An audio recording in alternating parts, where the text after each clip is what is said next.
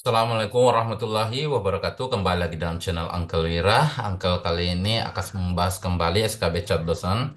Ini untuk Kemendikbud, Kemenak, dan kementerian lain ya. Karena tahun ini untuk Kementerian Agama juga diambil alih oleh BKN untuk SKB Catnya ya. Dan materinya sama dengan Kemendikbud. Jadi juga bisa dipelajari oleh dosen Kemenak ya. Jadi untuk dimensi psikologi ini salah satu aspek yang dinilai eh, ada beberapa komponen ya yang diukur dari aspek psikologi itu. Yang pertama terkait masalah integritas akademik. Nah, terkait masalah integritas akademik di dalamnya itu ada bagaimana seseorang menjadi jujur ya, bagaimana seseorang bisa disiplin dalam bekerja, bagaimana seseorang bisa bertanggung jawab ya, bertanggung jawab. Selain itu ada nilai ini biasanya di dalam beberapa integritas akademik ya, yang di dalam juga ada kerja keras biasanya ya kalau terkait masalah integritas akademik. Tapi kalau integritas secara umum ya itu kembali lagi ke 9 nilai integritas. Nah, kemudian yang selanjutnya ada keterampilan interpersonal ya. Ini biasanya digunakan untuk bagaimana seseorang berkomunikasi dalam menyelesaikan sebuah permasalahan dan bagaimana seseorang di dalam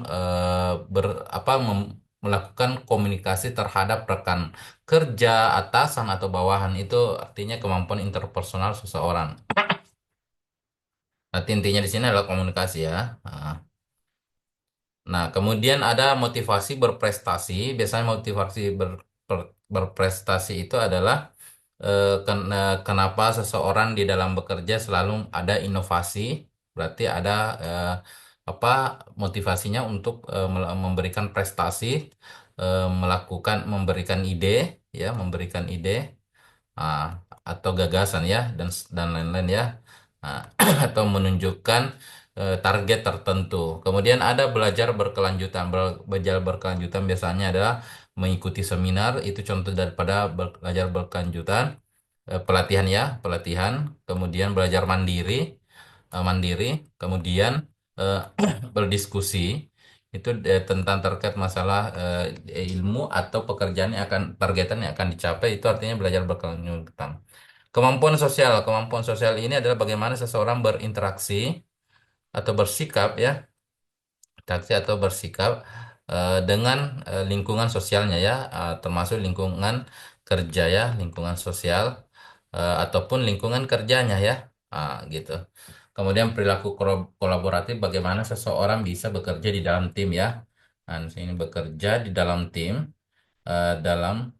tim dan bekerja di dalam instruksi-instruksi yang lainnya ya. Artinya bukan hanya dalam tim, tapi bagaimana bekerja dalam sebuah lingkungan kerja. Karena sebenarnya di dalam lingkungan kerja itu juga adalah kerja-kerja tim. Nah, bagaimana menentukan menganalisis, karena di chatnya nanti itu tidak ada tema seperti TKP, maka caranya adalah untuk menentukan bahwa soal ini masuk di dalam integritas akademik, keterampilan interpersonal, motivasi berprestasi, belajar berkelanjutan, dan seterusnya. Perhatikan saja untuk menentukan ini, perhatikan menentukan tema itu, perhatikan pilihannya ya.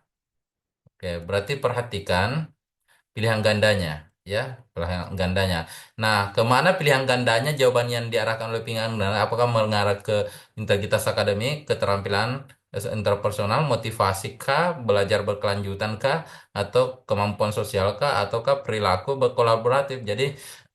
Jadi kalau pilihan gandanya mengarahkan seseorang misalnya kepada perilaku-perilaku interaksi sosial, berarti bisa dilihat, oh, soal ini itu membahas tentang kemampuan sosial. Karena kalau kita hanya melihat dari soalnya saja ya, narasi soal itu bisa dibawa ke arah mana saja, tetapi biasanya ada pertanyaan sikap yang Anda lakukan. Nah, sebenarnya soal ini meminta kita untuk berperilaku seperti apa. Nah, tentunya berperilaku sesuai dengan 5 pilihan yang disediakan. Nah, disitulah kita melihat apakah 5 pilihan itu mengarah ke eh, tema yang mana yang ditujukan di dalam eh, aspek-aspek dimensi psikologi. Coba langsung saja kita lihat soalnya ya. Oke, di sini. Alim adalah seorang karyawan di sebuah perusahaan ternama di kota Surabaya. Ia baru saja diterima sebagai karyawan baru dalam bidang pengelolaan data perusahaan. Dalam melakukan pengelolaan data, butuh ketelitian dan ketenangan agar tidak terjadi error dalam sistem pengelolaannya. Di ruangan tempat Alim bekerja, ia dipasangkan dengan Ruhut. Ruhut ini orang asli Medan dengan karakter suara yang keras dan sering mengajak Alim untuk berbicara ya. Keadaan tersebut berpotensi mengganggu Alin dalam menjalankan pekerjaannya yang mengelola data perusahaan yang harus dikerjakan secara teliti dan hati-hati. Suatu ketika ada pengelolaan data penting perusahaan yang harus dikerjakan dengan cepat dan benar. Dalam situasi tersebut, tindakan yang harus dilakukan Alim agar pengelolaan data tetap dapat berjalan dengan baik adalah: A. Meminta kepada atasan untuk memberikan ruangan khusus agar dapat mengelola data penting perusahaan demi memaksimalkan hasil yang baik untuk perusahaan. B. Meminta kepada atasan untuk memberi nasihat kepada Ruhut agar tidak terlalu ribut pada saat bekerja. C. Memberitahu kepada Ruhut secara santun Ruhut agar tidak ribut dalam menjalankan pekerjaan agar data perusahaan dapat dikerjakan dengan maksimal dan hasilnya baik bagi perusahaan. Dia tetap fokus pada pekerjaan dan membiasakan diri untuk bekerja dalam situasi tersebut. Membawa pekerjaan pulang ke rumah agar dapat bekerja tanda memperoleh tanda memperoleh hasil yang maksimal. Nah, kalau kita lihat soalnya ya, masalahnya adalah Ruhut. Eh, Ruhut ini adalah satu ruangan dengan Alim ya. Alim ini orangnya tidak bisa bekerja jika ribut. Sementara Ruhut ini orang yang terbiasa bersuara keras ya, bersuara keras karena orang Medan ya. Tetapi bukan kemudian selalu mengajak Alim di dalam berbicara. Nah, eh, tentunya kalau saya lihat ini terkait masalah kalau kita analisis tenang ini terkait masalah kemampuan kalau dilihat dari pilihannya bagaimana Alim ini harus berkomunikasi dengan si Ruhut ini ya berarti ini kemampuan interpersonal. Maka kalau kemampuan interpersonal berarti ada komunikasi berarti kalau dari pilihan ini C yang paling tepat ketika melihat bahwa ada komunikasi ya memberitahu kepada Ruhut secara santun, tetap dalam kondisi yang santun berarti kemampuan personalnya kelihatan bagus agar tidak ribut. Nah, dia dengan dilengkapi dengan alasannya agar data perusahaan dapat dikerjakan dengan maksimal dan hasilnya yang baik untuk perusahaan.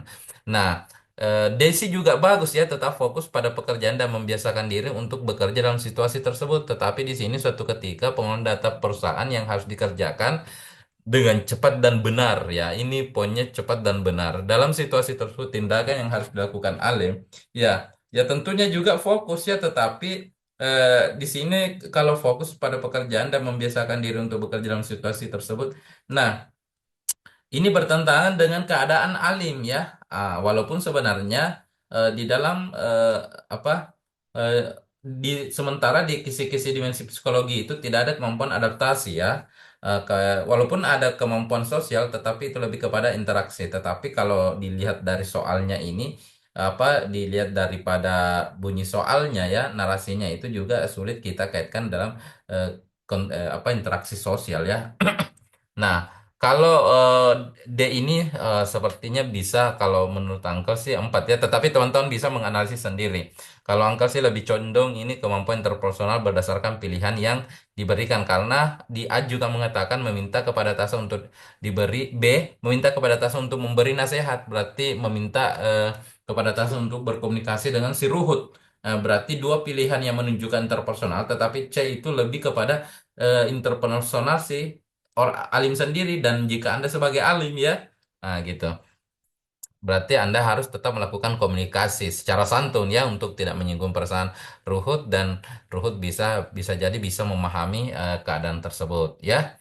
Nah, kalau angka sih nilai limanya itu lebih kepada C kalau D itu mungkin 4 ya. Tetapi teman-teman bisa memberikan tanggapan lain karena untuk dimensi psikologi itu tidak ada jawaban yang salah ya. Semuanya punya poin tetapi bergantung di mana cara pandang kita melihat soal itu ya. Oke, ini ya kamu keterampilan interpersonal ya. Jadi C itu lebih condong ke 5, D itu ke 4, kemudian B itu 3 ya. Kemudian A itu 2, kemudian E itu 1 ya. Oke, kita lanjut ya. Di soal nomor 2. Pak Rum baru-baru saja diterima sebagai pegawai negeri sipil di sebuah instansi pemerintah di Kota Bekasi. Ia adalah lulusan sarjana informatika dan telekomunikasi, serta memiliki prestasi yang baik di bidang programmer. Setiap hari ia datang tepat waktu dan pulang sesuai jam yang ditentukan oleh kantor tersebut. Sebagai orang baru dalam lingkungan tersebut, ia belum mengenal baik dan mengetahui karakter rekan kerjanya. Suatu ketika, salah seorang dari rekannya memiliki masalah pada program di laptop pribadinya dan masalah tersebut tidak berkaitan dengan kepentingan kerja kantor. Jika Anda adalah Pak Rum, sikap Anda yang akan Anda lakukan terhadap rekan kerja Anda adalah. Nah, di sini kita belum bisa dari wacananya narasi soalnya kita belum bisa menentukan apakah ini masuk di unsur apa dari psikologi yang kita lihat dari ada 6 tadi ya. Tetapi kita lihat dulu dari pilihannya. Bersikap biasa saja karena belum terlalu mengenal dan mengetahui karakter teman kerjanya dan tidak meminta untuk membantunya. B. Menyelesaikan pekerjaan tanpa kemudian menawarkan bantuan kepada rekannya terkait masalah program di laptopnya. C. Mengabaikan masalah tersebut dan mengutamakan pekerjaan kantor. D. Meminta temannya untuk membawa laptopnya ke service center agar dapat segera diperbaiki. E. Membantu menyelesaikan masalah temannya, target program di laptopnya agar dapat segera digunakan. Nah, kalau saya lihat ini bagaimana seseorang bisa bekerja terlibat di dalam eh, pekerjaan rekannya ya. Ah, tetapi apakah ini perilaku kolaboratif kah ataukah keterampilan sosial ya? Nah, kalau dari masalah yang ada, coba kita cek saja ya. Kalau dari masalah yang ada di sini, eh, di sini kan ada si Rum ini punya pekerjaan sendiri ya di dalam sebuah kantor. Kemudian temannya punya masalah dengan laptopnya, tetapi tidak berkaitan dengan pekerjaan kantor. Apa sikap yang harus dilakukan Rum itulah intinya ya. Nah, kalau kita bersikap biasa saja, berarti tentunya skornya biasa saja. Tidak ada perilaku interaksi ya maupun apakah kategori ini masuk di kolaboratif atau sosial, bersikap biasa saja itu berarti skornya pasti tidak 5 ya. Menyelesaikan pekerjaan kantor kemudian menawarkan bantuan kepada rekannya terkait dengan masalah di program di laptopnya.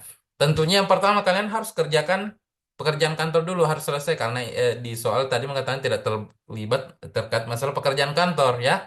Berarti harus pekerjaan kantor kepentingan umum itu harus di atas kepentingan pribadi atau kelompok ya. Baru kita menawarkan bantuan ya. Jangan langsung membantu, tawarkan dulu apabila yang membutuhkan atau tidak ya.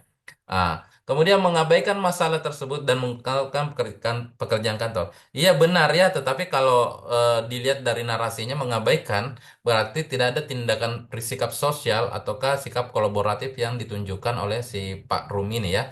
Berarti saya tidak pilih itu sebagai jawaban 5. Ini B kita simpan ya. Kemudian dia meminta temannya untuk membawa laptop ke service center agar dapat segera diperbaiki. Oke, juga memberikan saran ya, ada komunikasi, ada interaksi sosial, tetapi B dan D ini pasti angka masih lebih condong ke B ya. Nah, karena dia menawarkan berarti dia ada sikap untuk membantu ya. Begitu. Membantu menyelesaikan masalah tersebut temannya target program di laptopnya agar dapat segera digunakan. Nah, perhatikan ini juga ada interaksi sosial dan bagus malah ya karena membantu menyelesaikan. Tetapi ada pekerjaan kantor yang lebih utama ya. Berarti ini tidak angkel pilih sebagai skor 5. Jadi kalau kita belum bisa apakah ini dimensi sosial atau kolaboratif kah? Perilaku kolaboratif kah? Nah, begitu saja cara nisnya karena kedua aspek itu juga saling mendukung ya. Nah, coba kita lihat ya ini masuk ke perilaku kolaboratif bagaimana kita terlibat di dalam pekerjaan rekan kerja kita ya. Nah, kemudian membantu masalah yang akan dia diselesaikan ya. Gitu. Berarti di sini B skor 5, nah E ini skor 4 ya. Gitu. Nah, tetapi ingat teman-teman di dalam membantu itu utamakan dulu pekerjaan kantor atau pekerjaan Anda harus selesai lebih dulu ya.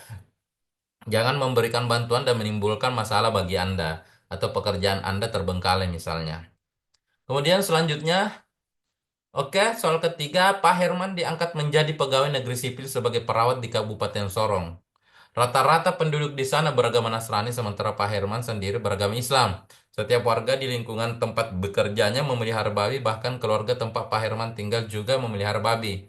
Tidak hanya itu, babi sering masuk ke dalam rumah-rumah warga, termasuk rumah tempat tinggal Pak Herman. Babi dalam agama Pak Herman dianggap haram, meskipun dalam keagamaan Nasrani babi adalah hal yang biasa saja. Kondisi ini menjadikan tantangan tersendiri bagi Pak Herman dalam menjalankan eh, tugas negara ya. Sikap Pak Herman terhadap tugas yang diemban di daerah tersebut adalah: A. Meminta kepada BKD untuk untuk pindah daerah tugas demi lancarnya pelaksanaan tugas. B. Mencari teman yang beragama Nasrani dari daerah tersebut untuk kemudian diminta tukar lokasi. C. Bersikap ramah tanpa membatasi interaksi dengan pasien yang menjadi warga daerah setempat. D. Bersikap ramah dengan warga dan tetap menjalankan tugas sebagaimana tupoksi seorang perawat. E. Bersikap ramah kepada warga dan tetap menjalankan tugas dengan baik dan tetap menjaga toleransi. Oh, di sini sudah kelihatan jawabannya, saya angkel tebalkan ya. Sorry. Jadi ini masuk temanya, kalau kita lihat ABCD kita bahas saja. Di sini masuk dalam aspek sosial ya. Bagaimana seseorang bisa berinteraksi, bagaimana seseorang berada pada lingkungan yang tidak terbiasa dengan, artinya berada pada lingkungan baru. Kemudian bagaimana dia bisa hidup, bisa menerima perbedaan itu, dan bagaimana dia bisa mengadaptasikan dirinya dengan lingkungan baru tersebut. Berarti A ini sudah pasti tidak, bukan skor jalium. Kalau dia minta pindah, artinya dia orang yang tidak mampu berinteraksi sosial. Mencari teman yang beragama Nasrani dari daerah tersebut untuk kemudian diminta tukar lokasi. Nah, tukar lokasi berarti orang itu tidak siap untuk berada pada lingkungan yang baru itu, tidak mampu berinteraksi sosial dalam lingkungan yang barunya. Berarti pasti Angkel tidak pilih ya. Bersikap ramah tanpa membatasi interaksi dengan pasien yang menjadi warga daerah setempat. Ya, benar ya, bersikap ramah tanpa membatasi interaksi dengan pasien yang menjadi warga. Nah, di sini tetap harus ada batasan-batasan tertentu ya, karena persoalan keyakinan itu berbeda ya. Jadi tetap ada batasan meskipun harus bersikap ramah. Berarti angkel ini tidak pilih ya. Nah, karena di soal sudah dijelaskan ya, misalnya babi di dalam agama Pak Herman dianggap tidak, dianggap haram ya, berarti tidak boleh ya. Gitu. D. Bersikap ramah dengan warga dan tetap menjalankan tugas sebagaimana tupoksi seorang perawat. Oke, kita simpan ya. E. Bersikap ramah kepada warga dan tetap menjalankan tugas dengan baik. Oke, bersikap ramah dengan warga, menjalankan tugas dengan baik, dan tetap menjaga toleransi keberagaman. Nah, ini yang paling penting. Melihat dari masalah soal ini, poinnya ya, toleransi keberagaman. Jadi, poin limanya itu ada di eh, apa poinnya, temanya sebenarnya ini adalah, tema dari masalah ini adalah bagaimana kemampuan sosial seseorang. Kemampuan sosial itu adalah bagaimana tetap menjaga, menghargai, ya, menghormati, menghormati, hormat ya. Kemudian toleransi di dalamnya ada ya. Ah, Kemudian tenggang rasa, itu ya, tenggang rasa ada di dalamnya, ada banyak hal-hal yang menunjukkan sikap-sikap sosial, artinya memperlihatkan hubungan kita kepada orang lain dalam persoalan interaksi sosial ya. Nah, jadi yang D ini tadi skornya 4 ya. Jadi dari jadi eh, cara menentukan tema dari sebuah narasi, karena nanti di SKB Cat Psikologi itu nanti itu tidak disebutkan temanya apa, ya, tidak disebutkan temanya apa. Berbeda dengan TKP di SKD. Ada temanya di atas sudut kanan atas, tapi kalau nanti di cat SKB itu nggak ada tema ya di psikologi. Jadi kita yang harus pandai-pandai membawa arah soal ini sebenarnya diarahkan ke mana, ke aspek yang mana, apakah integritas akademik, semangat berprestasi atau motivasi berprestasi, kemudian belajar berkelanjutan, dan yang lain bersikap sosial dan kolaboratif. Nah, nanti cara mengarahkan itu ya, perhatikan pilihannya, karena pilihan itu sebenarnya sedang meminta kita bahwa kita harus membatasi pilihan kita pada lima pilihan yang ditawarkan di dalam soal. Jadi jangan berpikir memberikan asumsi baru. Nggak boleh ya. Jadi biasa orang keteteran masalah waktu itu karena dia memberikan asumsi baru. Caranya biasa yang mana itu yang dimaksud memberikan asumsi baru dalam jawaban? Biasa orang bilang, kan bisa seperti ini. Padahal pikirannya itu tidak ada di jawaban. Jadi tidak boleh ya, kita harus membatasi pikiran kita pada hanya persoalan di A, B, C, D itu. Apa yang ada di jawaban itu? Kita harus hanya membandingkan mana yang paling tepat yang ada di jawaban itu. Nah, pilihan itulah yang akan kita arahkan. Oh, berdasarkan pilihan-pilihan ini lebih condong ke sikap sosial. Oh, lebih condong ke sikap kolaboratif. Oh, lebih condong ke integritas akademik ya, berdasarkan pilihan-pilihan yang ditawarkan. Nah, jadi jangan masukkan pikiran baru karena kendati pikiran pikiran kita itu lebih tepat, lebih bagus misalnya, tetapi untuk menjawab permasalahan dalam soal, tetapi kan tidak ada di pilihan. Jadi tidak mau pilih yang mana ya, tidak bisa. Jadi jangan. Jadi kita hanya mencoba membandingkan A, B, C, D, E itu. Jangan tawarkan pilihan baru yang ada di pikiran kita ya. Oke, jadi begitu cara menjawab soal dimensi psikologi karena ini psikologi adalah tidak ada yang salah. Cara pandang kita berbeda, tetapi kementerian sudah memberikan batasan-batasannya. Apa itu batasan-batasannya? Itu tadi ada integritas akademik, ada kemampuan sosial, kemampuan kolaboratif, belajar berkelanjutan, ya dan seterusnya. Itu batasan-batasan itu artinya apa? Kita hanya berpikir dimensi psikologi atau kepribadian itu pada persoalan yang ditawarkan tadi itu. Jadi jangan terlampau jauh berpikir ya. Nah, teman-teman bisa memberikan pandangan lain soal masalah-masalah yang seperti ini.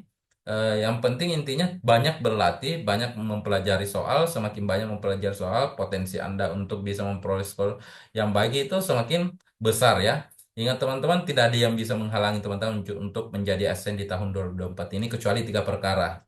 Yang pertama, rasa malas dari belajar. Yang kedua, lalai terhadap doa. Yang ketiga, sombong terhadap takdir. Oleh karena itu, senantiasa belajar, senantiasa berdoa, dan serahkan hasilnya kepada Tuhan Yang Maha Esa. Terima kasih. Sekian dari Angkel Wira. Assalamualaikum warahmatullahi wabarakatuh.